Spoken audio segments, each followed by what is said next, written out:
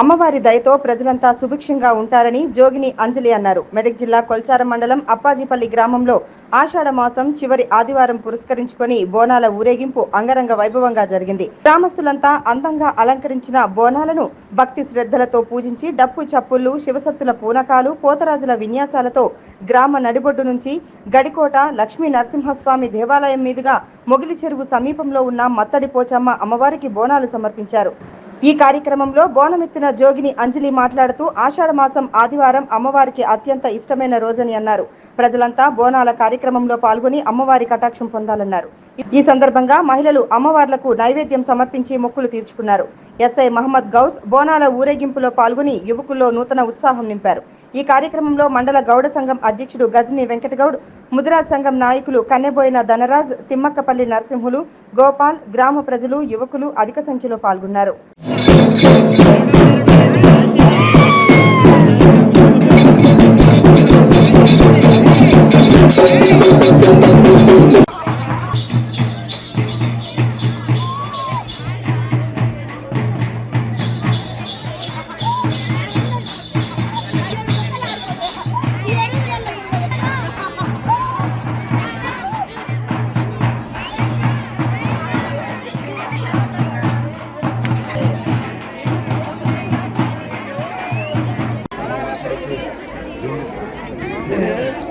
తెలంగాణ బిడ్డలందరికీ, తెలంగాణ ఆడపడుచులకి, ప్రతి ఒక్కరికి ఆషాఢమాస బోనాల సందర్భంగా అమ్మవారి ఆశీస్సులు, అమ్మవారి కృపా కటాక్షాలు ఎల్లకాలం యావత్ తెలంగాణ ప్రజలపైన ఉండాలని మనస్ఫూర్తిగా కోరుకుంటున్నాను.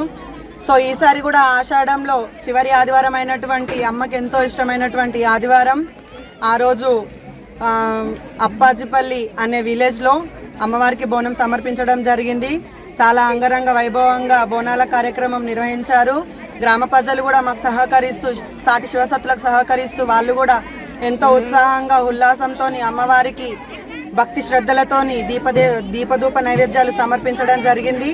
సో కావున ప్రతి ఏటా తెలంగాణలో ఈ బోనాల ఉత్సవాలు ఇదే విధంగా హైదరాబాద్ భాగ్యనగరంలో మొదలుకొని ప్రతి ఊరూరు గ్రామాలలో ఈ అమ్మవారి ఉత్సవాలు నిర్వహించడం జరుగుతుంది. సో అందులో భాగంగా ప్రతి ఒక్కరు కూడా మన తెలంగాణ ప్రజలు ప్రతి ఒక్కరు కూడా అమ్మవారి కృపకు పాత్రులు కాగలరని మనస్ఫూర్తిగా కోరుకుంటున్నాను. అదేవిధంగా ఈసారి కనుక మీరు బోనాలు నిర్వహించలేకపోయిన వాళ్ళు ఎవరైనా ఉంటే అమ్మ కటాక్షంతో మళ్ళీ సంవత్సరం మీరు ఖచ్చితంగా బోనాలు నిర్వహించేటట్లు కూడా అమ్మను ప్రార్థించండి. ఖచ్చితంగా అమ్మ దయ చూపిస్తుంది.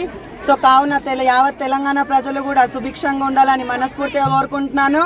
జై బోలో దుర్గా భవానీ మాతా కి, జై బోలో దుర్గా భవానీ మాతా కి, దుర్గా భవానీ మాతా కి.